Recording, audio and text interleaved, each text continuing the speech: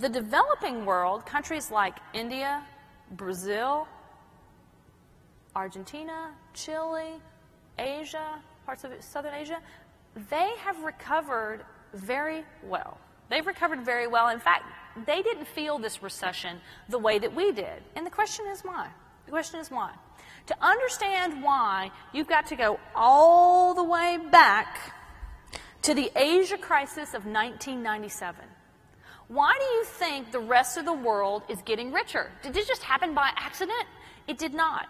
I believe that the roots of this recovery today go all the way back to the Asia crisis of 1997. So let's just quickly review what happened back then.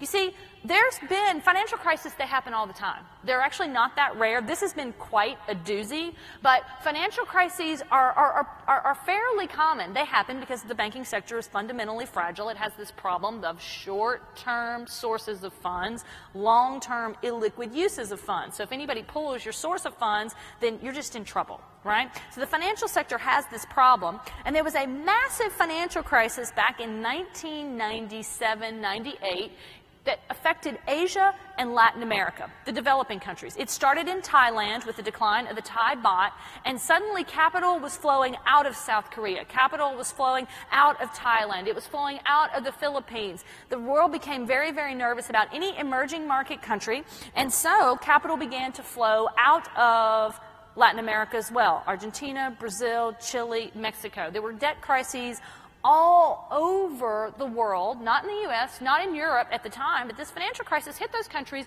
very, very hard. What did they do about it? Well, they were pretty much at the mercy of the IMF.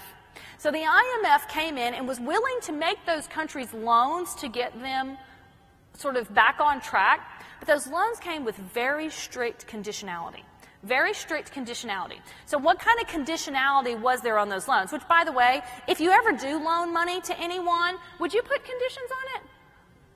I mean, I would. I wouldn't loan money to my mother and not put conditions on the loan, like, you can't buy shoes with it. You must do something, sensible, right? So every loan comes with conditionality. So these IMF loans to the developing world after the Asia crisis, they came with very strict conditionality. Conditionality like you must deregulate your financial sector, you must cut your social services aggressively, you must privatize industry, you must raise the retirement age for your government workers. They came with all sorts of very strict conditionality. It was very painful for the people who lived there. Very painful for the people who lived there. But it appears to have worked. It appears to have worked fairly well, because what ended up happening is that after that crisis and those very, very painful, deep recessions for the people who lived there, many of those countries put themselves on a path to sustained long-term growth. Sustained long-term growth. So when you came to this financial crisis, they didn't have the problems that we did because they'd fixed them already 10 years ago. So many of those countries that we think about as being the poorest of the poor and sort of, down there on the bottom, they are actually what are driving our exports. You see, they are having what I call their 1950s moment. Their 1950s moment. It was in the U.S. during the 1950s, the 40s and 50s, when we went from being a nation of primarily subsistence-level farmers.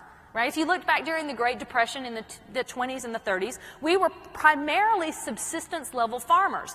It was in the 40s and 50s that the middle class in America really began to take shape. And what do middle-class people like to do? Shop.